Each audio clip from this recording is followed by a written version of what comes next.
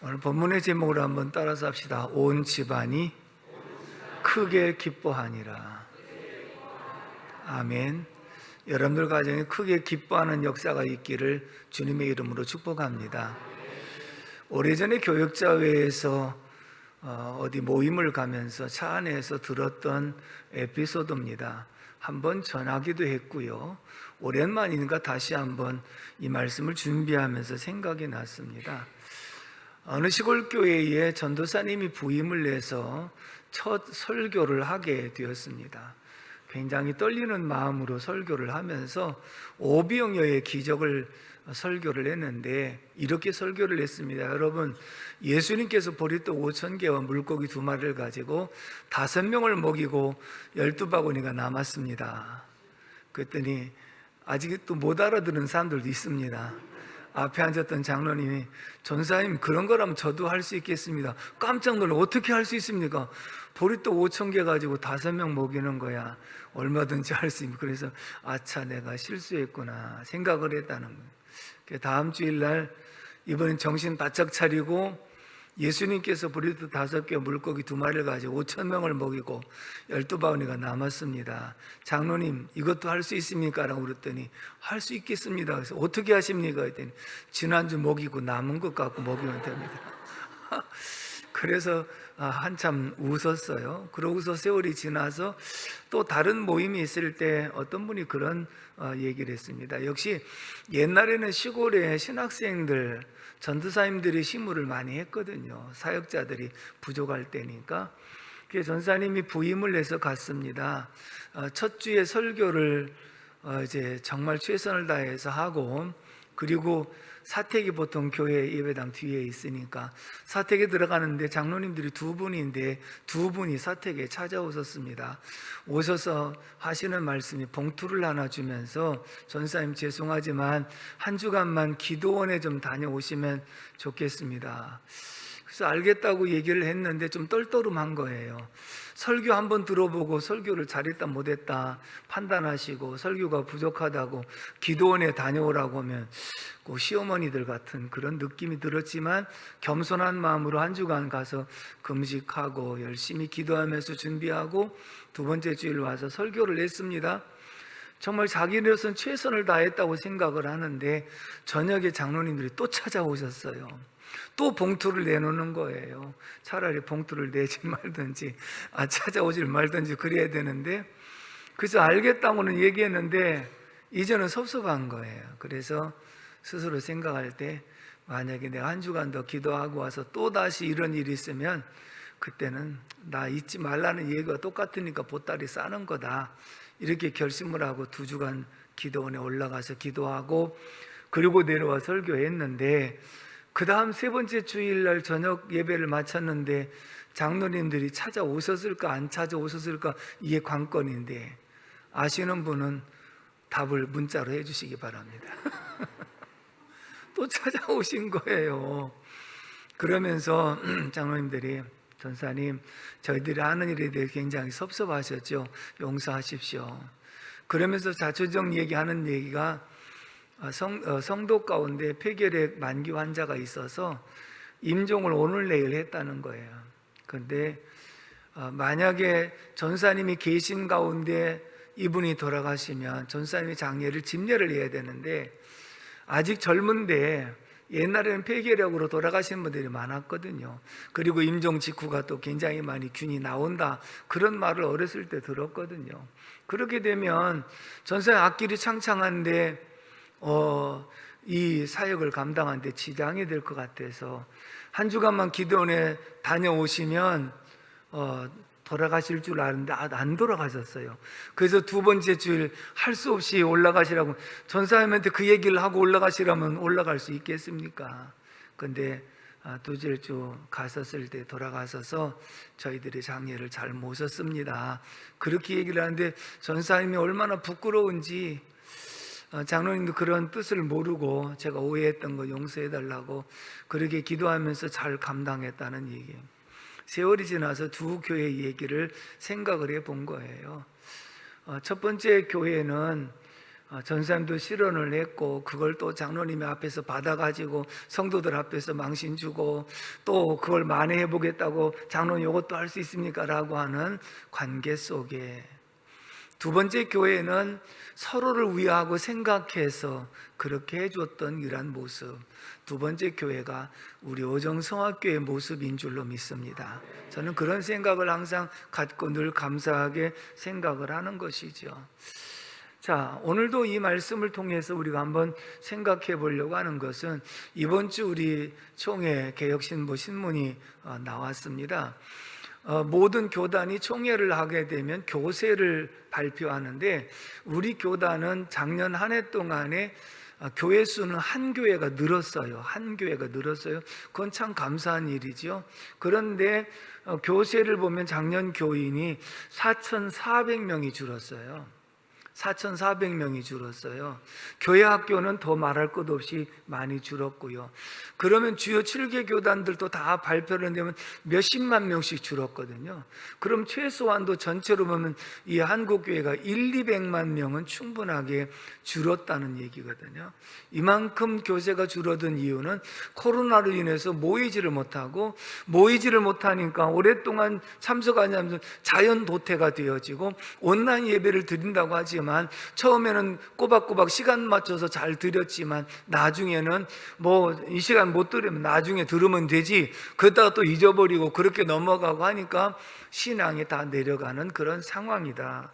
더군다나 이런 코로나 상황 속에서 우리가 만약에 전도라고 하는 것을 얘기하면 과연 전도하려고 할 마음을 먹는 사람이 얼마나 되겠는가, 이런 상황을 생각하면서 오늘 본문을 한번 상고를 하게 되었습니다. 34절의 말씀을 다 같이 읽도록 하겠습니다. 시작. 그들을 데리고 자기 집에 올라가서 음식을 차려주고 그와 온 집안이 하나님을 믿음으로 크게 기뻐하니라. 아멘. 요즘에 기뻐할 일이 어디 있겠어요? 그런데 지금 바울 사도가 감옥에서 매 맞고 그리고 그곳에서 나와가지고 간수장 가족을 구원시키고 나니까 온 가족이 크게 기뻐하니라. 환난과 시련 속에서도 큰 기쁨이 있다는 것을 우리에게 보여주고 있는 줄로 믿습니다. 그렇다면 이 본문은 바울 사도의 2차 전도 여행 가운데 일어났던 사건들이거든요. 첫 번째, 우리 14절에서 15절 말씀을 다 같이 읽겠습니다. 14절 시작. 두아디라시에 있는 자색 옷감 장사로서 하나님을 섬기는 누디아라 하는 한 여자가 말을 듣고 있을 때에 주께서 그 마음을 열어 바울의 말을 따르게 하신지라. 그와 그 집이 다 세례를 받고 우리에게 청하여 이르되 만일 나를 주 믿는 자로 알거든 내 집에 들어와 유하라 하고 강권하여 머물게 하니라. 아멘. 따라서 합시다. 누디아와 가족이 구원을 받고 기뻐하니라. 여기서 가족들이 기뻐하는 이유는 그게 바로 천국의 기쁨이라는 거예요. 예수님 모시고 예수님 안에서 평안하고 기뻐하는 것, 심령의 천국이고, 온 가족이 예수를 믿고 주님을 모신 가정은 가정의 천국이거든요. 그런데 이 심령의 천국과 가정의 천국은 어떤 외부적인 환경과 관계가 없어요. 주님이 주시는 이 기쁨은 샘솟고 솟아나는 기쁨, 내부에서부터 올라오는 기쁨이기 때문에 루디아와 그 가족들이 구원을 받고 크게 기뻐하는 역사가 있게 된 줄로 믿습니다. 그렇다면 이런 루디아의 가정에 큰 기쁨의 열매가 맺히기까지는 바울 사도의 애쓰고 힘썼던 일들이 있거든요. 그런데 바울 사도는 이 가정을 구원하기 위해서 그렇게 한 것이 아니에요. 성령의 인도를 따라서 힘들고 어려운 과정을 겪고 가다 보니 열매를 맺게 하신 분은 하나님이신 줄로 믿습니다. 아멘이십니까? 오늘 새벽에도 잃어버린 양의 비유와 그 다음에 잃어버린 드라크마의 비유와 그리고 탕자의 비유에 대한 말씀을 상고하면서 모두가 잃어버린 영혼들은 찾아야 된다는 것, 그리고 찾으면 다 함께 기뻐하면서 잔치한다는 것, 그래서 하늘에서도 기뻐하고 그 기뻐함을 입은 사람들 모두가 함께 기뻐하는 것이 영혼 구원인 줄로 믿습니다. 가족 구원인 줄로 믿습니다. 그래서 이러한 누디아의 가정에 큰 기쁨이 있었던 것은 온 가족이 함께 주님을 믿고 구원받은 놀라운 역사가 있었기 때문인 줄로 믿습니다. 그렇다면 이런 열매가 맺기까지 바울 사도 일행에게는 어떤 고난이 있었느냐면 6절에서 8절까지 말씀을 보면 바울이 아시아에서 복음을 전하려고 애를 썼다 그랬거든요. 그런데 성령이 허락하지 않아요. 그래서 그 말씀에 보면 부르기아와 갈라디아와 무시아 앞에 비두냐로 가고자 했으되 예수의 영이 허락하지 아니한지라. 그래서 무시아를 지나서 드로아에게 이르게 되었더라.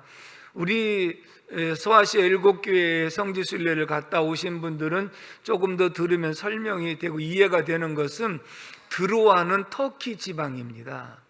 그리고 우리를 건너와서 도와달라고 했던 마게도냐는 바로 그리스 지역입니다.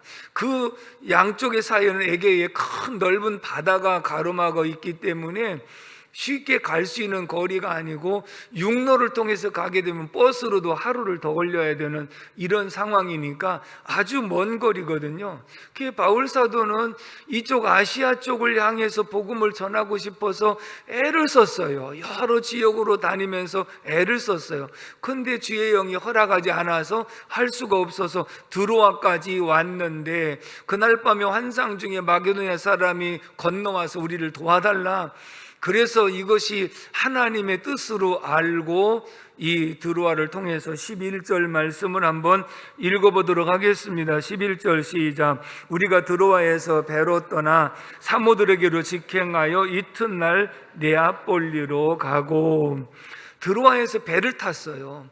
근데 지금처럼 이렇게 편리한 어떤 교통이 있었던 것이 아니고 배편도 한 달에 한 번 있을까 말까 하는 이런 상황인데 드로아에서 배를 타고 이 그리스의 첫 성이었던 마게도냐 첫 성 네아폴리에 가면 지금도 바울 사도의 족적을 하나 큰 발자국을 만들어 놨거든요. 처음으로 이곳에 유럽의 첫 성을 이제 발을 밟았다. 그리고 이제 그 안에 빌립보에서 루디아를 구원하는 그런 장면이 말씀 가운데 나옵니다.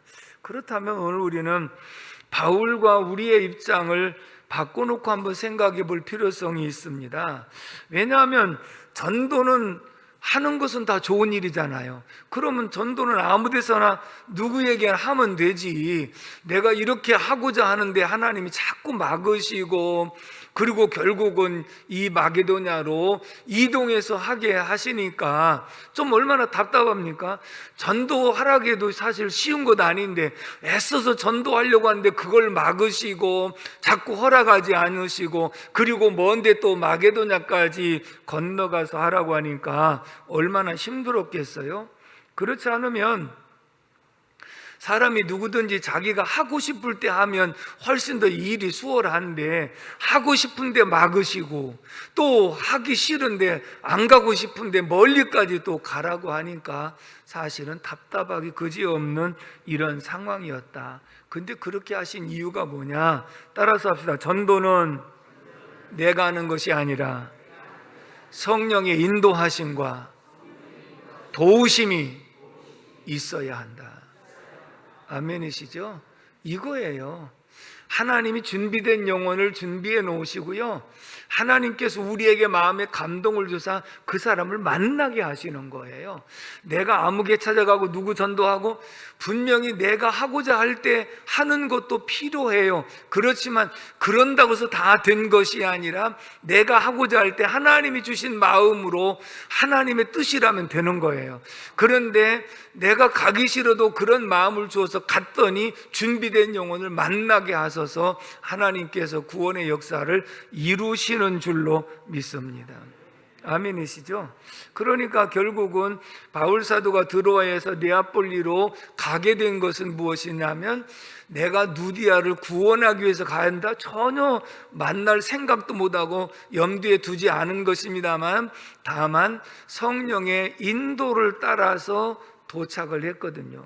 그리고 안식일 날 강가에 가서 기도처가 있는가 하고 찾아보는데 여성들이 몇 명이 모여 있는 그런 모습을 볼 때 그들 앞에서 말씀을 전하는데, 중요한 것은 만나게 하신 분도 주님이시지만 만나서 말씀 듣는 가운데 주께서 루디아의 마음을 열으시니, 할렐루야, 가장 중요한 거예요. 자, 바울 사도는 성령의 인도를 따라서 도착했고, 그리고 하나님께서 누디아를 그곳에서 만날 수 있도록 만나게 하셨고, 그리고 말씀을 전할 때에 주께서 루디아의 마음을 열어주심으로 루디아가 복음을 듣고 회심하는 역사가 일어난 줄로 믿습니다. 그리고 가족들이 구원받고 그곳에 빌립보 교회가 탄생하게 된 줄로 믿습니다. 이걸 통해서 우리에게 교훈해 주시는 그런 내용은 무엇이냐면, 넓은 의미에서는 사도행전 1장 8절의 말씀이 이루시기 위한 뜻이었어요. 오직 성령이 너희에게 임하시면 너희가 권능을 받고 예루살렘과 온 유대와 사마리아와 땅끝까지 이르러 나의 증인이 되리라, 그렇게 말씀을 하셨잖아요. 그래서 예루살렘에서부터 시작된 이 복음이 돌아보면 바울 사도가 아시아 쪽에서 복음을 전하게 애를 썼는데 허락하지 않은 이유가 뭐냐면, 아시아 쪽으로는 다 내륙이기 때문에 굉장히 복음의 속도가 더딜 수밖에 없는 거예요. 지금처럼 무슨 교통편이 없으니까. 그런데 바로 드로아에서 네아폴리로 건너가가지고 복음을 전할 때, 이 당시에 빌립보는 로마의 속국이거든요. 그러니까 모든 세계의 길은 다 로마로 통하는 것은, 로마가 세계를 정복하면서 전부 다 길을 만들어 놨어요.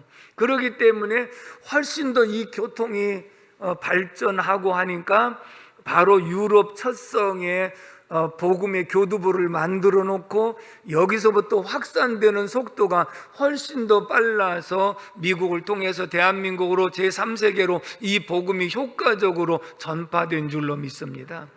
그래서 바울 뜻대로 아시아에서 복음을 전했다고 한다면 복음의 속도가 훨씬 더 더뎠을 텐데, 하나님이 그것을 막으시고 마게도냐로 인도하신 것은 성령이 전도를 주관하고 계신다, 성령이 복음의 역사를 주관하고 계신다, 우리는 그 뜻 앞에 순종하고 나갔더니 누디아도 만나게 하시고 누디아의 마음도 열어주시고, 그리고 그 가정을 구원하시고, 그리고 그곳에서 교회가 세워지는 역사가 있게 되어진 줄로 믿습니다. 그러므로 오늘 우리는 자기의 생각대로, 자기의 뜻대로가 아닌 성령의 인도를 따라 순종하는 삶이 필요한 줄로 믿습니다. 저도 처음에 개척을 하려고 할 때 경인 지역을 한 2달 동안을 다녔어요. 근데 건물이 있어도 돈이 없어요. 그래서 이제 돈은 없지만 그래도 개척을 해야 된다는 사명을 가지고 나중에 이제 결론을 내린 것이 신천리 한 군데 우사를 개조해서 쓰라고 그래서 그거 하려고 하고, 약대를 한 10서너 번 이렇게 다니면서 조그만 곳 시작을 하려고 그렇게 했는데 결국은 안 됐어요. 그리고 우리 교회를 오게 된 그런 상황 속에서 돌아보면 내 생각과 내 뜻이 그곳에 있었는데, 만약에 그곳에, 가끔도 제가 요즘에 그 신천리 그 은행동 쪽에 그 산 밑에 쪽이었거든요. 거기는 그 당시에 복덕방에서 뭐라고 얘기하느냐면, 여기가 앞으로 사통팔달 가장 교통이 발전하고 정말 좋은 도시입니다 했는데 30년이 지나도 발전 하나도 안 했어요. 그래서 내가 만약에 그곳에 가서 개척했다면 여러분들을 제가 만났겠어요? 아니면 거기서 30년 동안 누구를 갖다가 새거 빠지게 고생만 하고 있을 텐데, 그래도 하나님의 뜻이라면 했을 텐데 하나님의 뜻이 아니었고 성령이 막으시고 이곳으로 인도해서 오늘 저와 여러분들을 함께 만나서 사역을 하는 것, 행복한 목사인 줄로 믿습니다. 우리는 그래서 성령의 인도가 필요한 거예요. 사람이 마음으로 자기의 길을 계획할지라도 그 걸음을 인도하시는 이는 여호와시니라. 하나님이 인도하시면 틀림이 없거든요. 그래서 바울 사도가 드로아에서 네아폴리로 빌립보에 가서 루디아를 만나게 하심으로 전도의 열매를 맺어 그 가정에 큰 기쁨을 준 것은 성령의 인도를 따라간 그 결과의 열매였더라. 아멘이시죠? 두 번째, 33절에서 34절의 말씀을 다 같이 읽겠습니다. 시작. 그들을 데리고 자기 집에 올라가서 음식을 차려주고 그와 온 집안이 하나님을 믿음으로 크게 기뻐하니라. 아멘. 34절만 제가 먼저 읽었습니다. 따라서 합시다. 간수장과 가족이 구원받고 크게 기뻐하니라. 아멘이십니까? 자, 간수장과 그 가족이 구원을 받고 크게 기뻐하는 열매가 맺혔어요. 근데 이 열매를 맺는 과정을 보면요, 말할 수 없는 고난이 있었어요. 근데 이 고난 속에서도 묵묵하게 하나님의 뜻을 구하면서 내가 간수장을 구원해야 되겠다고 마음을 먹은 것이 아니라 그냥 하나님의 인도를 따라서 고난도, 핍박도, 매도, 투옥도 이런 것이 있지만 묵묵하게 나아간 결과가 간수장과 그 가족이 구원받는 역사가 있게 된 줄로 믿습니다. 자, 앞에서 말씀한 대로 바울과 실라가요, 드로아에서 그렇게 힘쓰고 애써도 안 되던 것, 네아폴리로 가서 복음을 전해서 첫 번째 열매 누디아의 가정을 구원받고 빌립보 교회가 탄생한 거, 잘한 일입니까? 잘못한 일입니까? 참 잘한 일이에요. 아주 잘한 일이거든요. 그런데 빌립보에서 다니는데 귀신 들려서 점치는 여종이 이들을 따라다니면서 하나님의 거룩한 사람들이다 하고 자꾸 따라다니면서 귀찮게 하는 거예요. 그래서 바울 사도가 예수 이름으로 명하노니 귀신은 물러갈지어다 하고, 그랬더니 그 여종 속에 들었던 귀신이 쫓겨갔어요. 그래서 온전한 정신이 돌아왔어요. 그러면 잘한 일이에요? 잘못한 일이에요? 잘한 일인데 왜 매를 칩니까? 결국은 그 여종을 고용해가지고 돈벌이 하던 주인들이 이제는 귀신이 쫓겨나갔으니까 점괘가 안 나오는 거예요. 그러니까 돈벌이가 끝난 거야.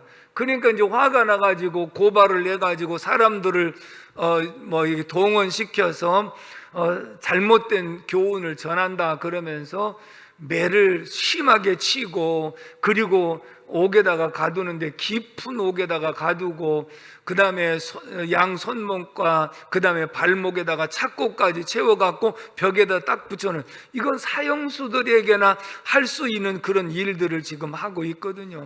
처음에 매를 맞을 때 내가 로마 시민권자라고 했으면 로마 시민권자는 재판 없이 매를 때릴 수가 없었거든요. 근데 바울 사도는 자기가 로마 시민권자이면서도 말하지 않았던 모습을 보게 되거든요.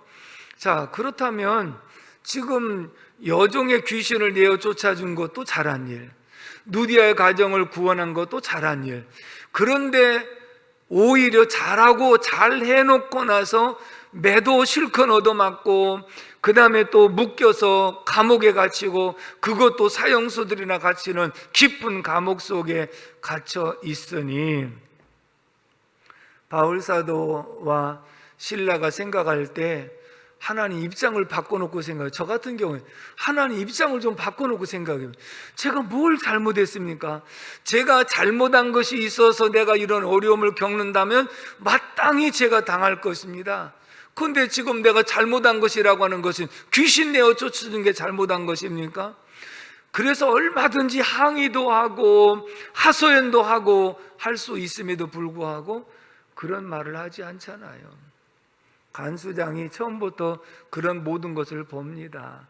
저도 교정사역을 한 지가 벌써 23년째가 됐는데 교도관들로 얘기를 하다 보면 재소자들 들어와가고 몇 마디만 나눠보면 그 사람들이 지금 진실로 말하는지 거짓으로 말하는지 금방 알 수 있다고 그러는데, 저한테도 종종 우리 새생명운동본 앞으로 편지들이 옵니다. 이런 사정 때문에 제가 이런 게 필요합니다 라고 얘기를 하는데, 하도 이렇게 편지를 읽다 보니까 조금만 읽으면 이 사람이 정말 필요해서 편지하는 사람이구나, 아니면 돈을 얻기 위해서 편지한 사람이구나 하는 게 금방 드러나거든요.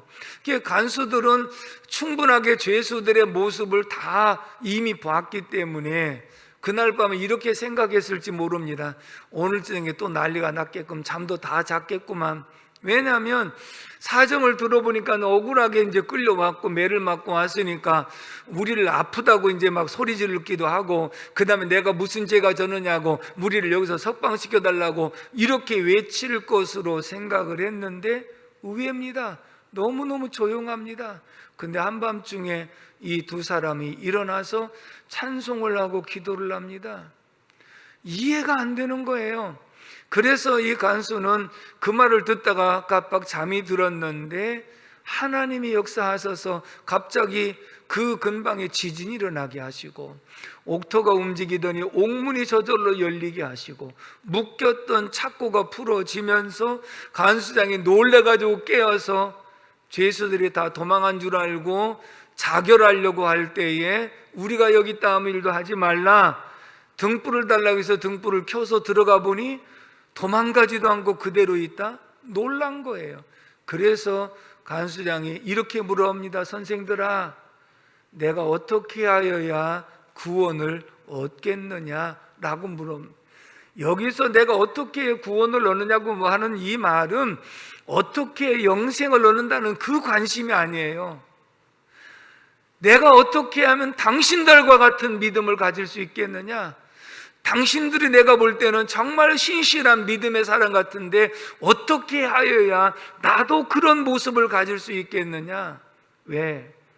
처음에 들어올 때 당신들의 모습을 보니 처참하게 매를 맞아서 다 상처가 나고 부르떠 터지는 이러한 모습을 보았다.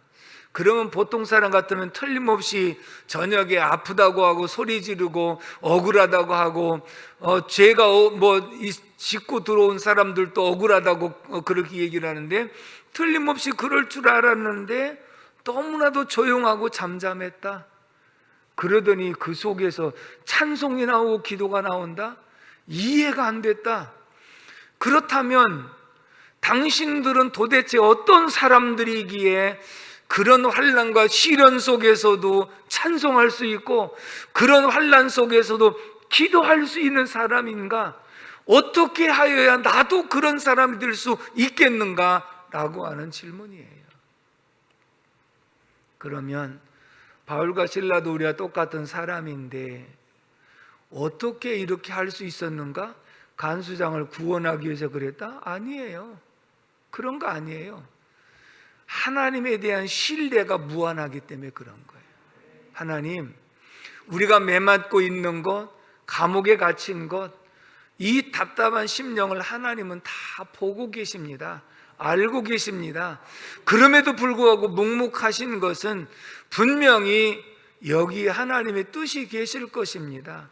그리고 하나님은 합력의 선을 이루신다고 하셨기 때문에 분명히 뭔가 유익하게 하실 것이라고 하는 것을 기대합니다. 하나님을 철저하게 신뢰하는 믿음 속에서 나오는 행동인 줄로 믿습니다.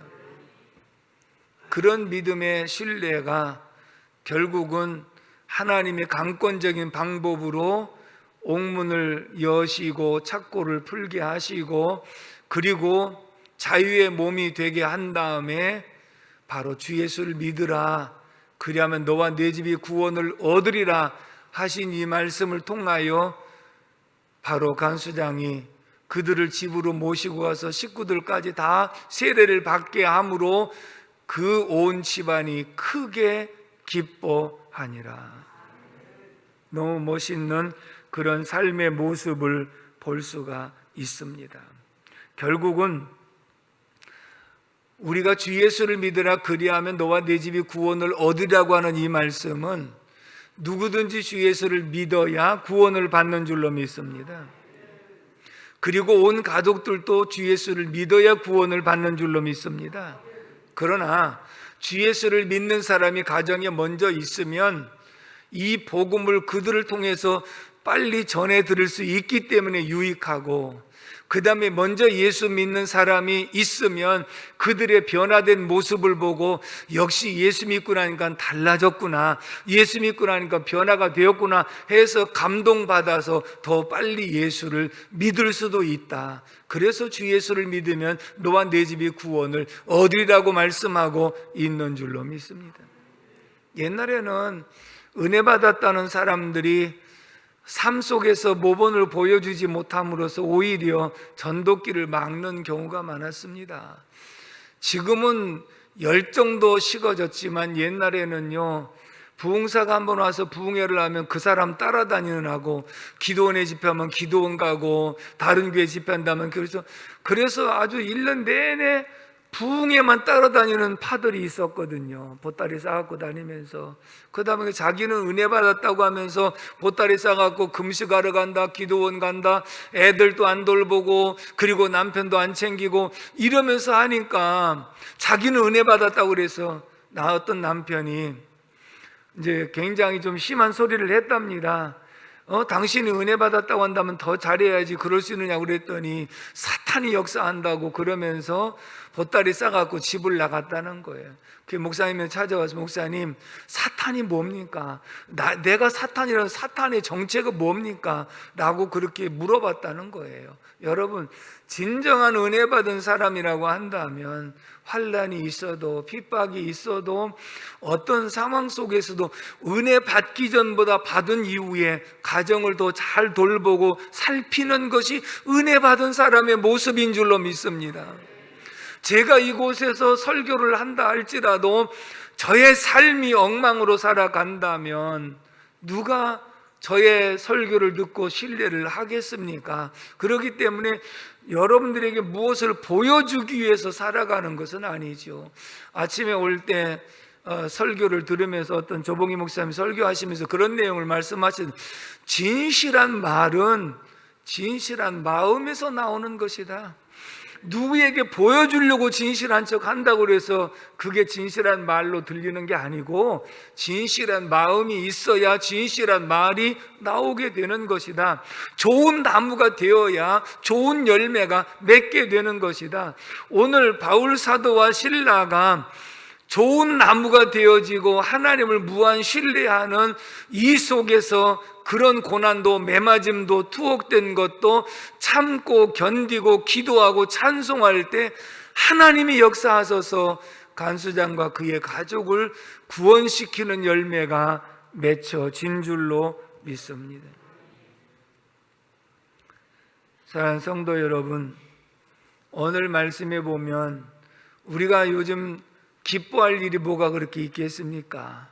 요즘에 전도하라고 그러면 또 이런 시국에 전도하란다고 또 얘기할 수도 있지 않겠습니까? 그리고 이런 시국에 그래도 예배 나와서 드려야 된다고 얘기하면 그것도 강조하기도 어려운 상황이 오늘 현실입니다. 그렇다고 해서 우리는 손 놓고 있을 수는 없지 않겠습니까? 그러므로 먼저는 가까운 가족, 이웃들에게도 만나면 복음을 전하고, 내가 그들에게 보여주기 위해서 하는 것이 아니라 신앙인으로서의 삶을 올바르게 살아가면 그들이 나의 열매를 보고 감동을 받아서 주 앞에 돌아오는 역사, 그리고 그 가정에 기쁨이 된다면 우리에게도 큰 기쁨이 임하게 되는 줄로 믿습니다. 성령의 인도를 따라 성령의 도우심을 받으며 나갈 수 있는 저와 여러분들이 되기를 주님의 이름으로 축복합니다. 기도하겠습니다. 고마우신 아버지 하나님, 은혜와 사랑을 진심으로 감사를 드립니다. 하나님께서 오늘도 저희들에게 말씀 주셔서 기도의 제목을 삼게 하신 것 감사합니다. 코로나 전국 여러 가지 막히고 관계가 단절되어 가는 이 시대에 무엇보다도 하나님이 우리에게 주신 지혜로 묵묵하게 감당하도록 인도하여 주시옵시며, 우리들의 변화된 모습을 통하여 열매 맺는 역사가 있게 하여 주옵시고, 가정의 복음화가 이루어지게 하시고, 이웃의 복음화가 이루어지게 하시고, 내 주변의 모든 사람들에게 복음화가 이루어져서 크게 기뻐하는 역사 있게 하여 주시옵소서. 오늘도 참석한 모두에게 은혜 위에 은혜를 더하여 주시옵시고, 굳건한 믿음, 신뢰하는 믿음을 허락해 주시옵소서. 예수님의 이름으로 축복하며 기도합니다. 아멘.